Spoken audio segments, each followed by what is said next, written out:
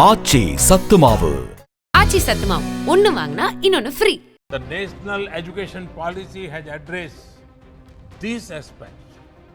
Friends, national education policy is big on access to education.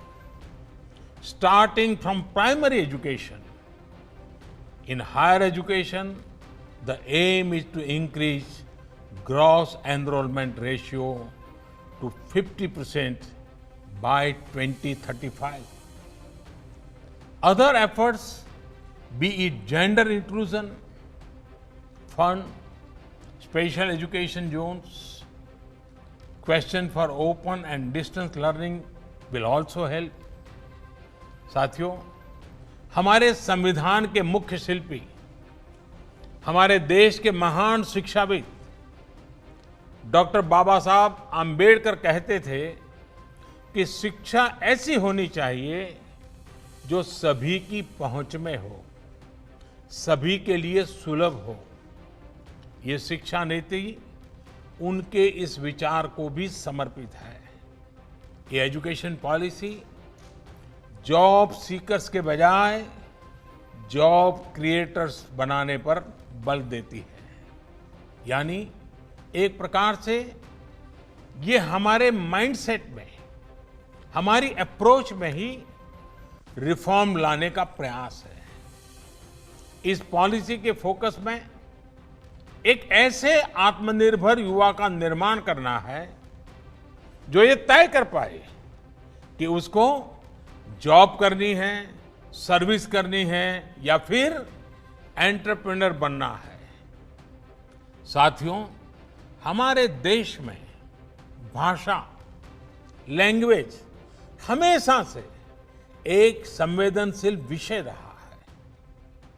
इसी एक बड़ी वजह है कि हमारे यहाँ स्थानीय भाषाओं को अपने हाल पर ही छोड़ दिया गया। उसे पनपने और आगे बढ़ने का मौका बहुत कम मिला। अब एजुकेशन पॉलिसी में जो बदलाव लाए गए हैं, उससे भारत की भाषाएं आगे बढ़ेगी, उनका और विकास होगा। ये भारत के ज्ञान को तो बढ़ाएगी ही, भारत की एकता को भी बढ़ाएगी। हमारी भारतीय भाषाओं में कितनी ही समृद्ध रचनाएं हैं, सदियों का ज्ञान है, अनुभव है। इन सब का अब और विस्तार होगा। इससे विश्व का भी भारत की समृद्ध भाषाओं से परिचय होगा। और एक बहुत बड़ा लाभ ये होगा कि विद्यार्थियों को अपनी शुरुआती वर्षों में अपनी ही भाषा में सीखने का अवसर मिलेगा। इससे उनका टैलेंट और पुष्पवित पल्लवित होने के लिए मैं समझता हूं बहुत अवसर होगा। वो सहज होकर बिना दबाव के नई नई चीजें सीखने के लिए प्रेरित होगा, वो शिक्षा से जुड़ पाएगा।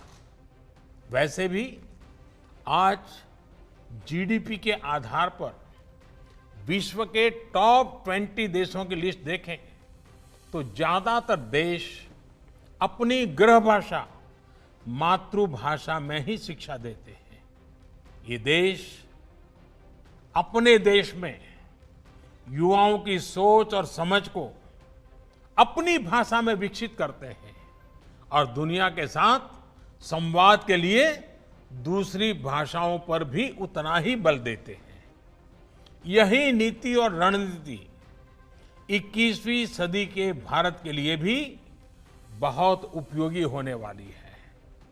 भारत के पास तो भाषाओं का अद्भुत खजाना है, जिनको सीखने के लिए एक जीवन भी कम पड़ जाता है और आज दुनिया भी उसके लिए लालायित है।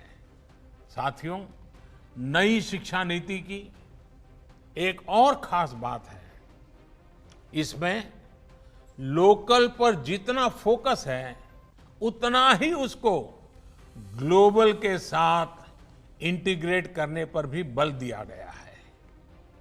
एक और, जहां स्थानीय लोक कलाओं और विद्याओं शास्त्रीय कला और ज्ञान को स्वाभाविक स्थान देने की बात है, तो वहीं टॉप ग्लोबल इंस्टीट्यूशंस को भारत में कैंपस खोलने का भी आमंत्रण है।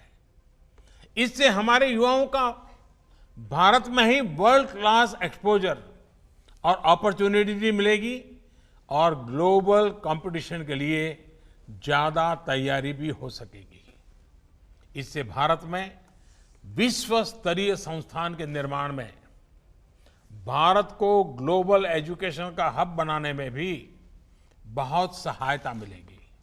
साथियों, देश की युवा शक्ति पर मुझे हमेशा ही बहुत भरोसा रहा है। ये भरोसा क्यों है, ये देश के युवाओं ने बार बार साबित किया है। हाल ही में कोरोना से बचाव के लिए फेस शील्ड्स की डिमांड एकदम बढ़ गई थी। इस डिमांड को 3D प्रिंटिंग टेक्नोलॉजी के साथ पूरा करने के लिए बड़े पैमाने पर देश के युवा आगे आए।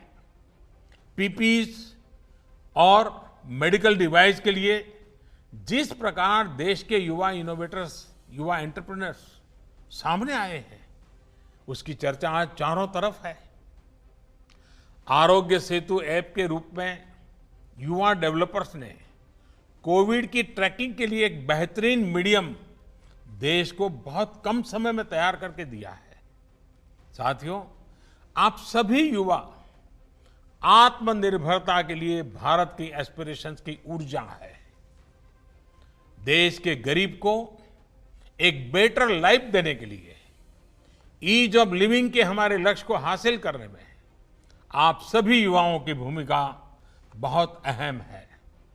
मेरा हमेशा से ये मानना रहा है कि देश के सामने आने वाली ऐसी कोई चुनौती नहीं है जिससे हमारा युवा टक्कर न ले सके, उसका समाधान न ढूंढ सके। हर जरूरत के समय जब भी देश ने अपने युवा इनोवेटर्स की तरफ देखा है, हमारे युवाओं ने कभी भी किसी को निराश नहीं किया है। स्मार्ट इंडिया हैकाथॉन के माध्यम से भी बीते सालों में अद्भुत इनोवेशंस देश को मिले हैं। मुझे पूरा विश्वास है कि इस हैकाथॉन के बाद भी आप सभी युवा साथी देश की जरूरतों को समझते हुए देश को आत्मनिर्भर बनाने के लिए नए नए सॉल्यूशंस पर काम करते रहेंगे। एक बार फिर आप सभी को बहुत बहुत शुभकामनाएं देता हूं। बहुत बहुत धन्यवाद।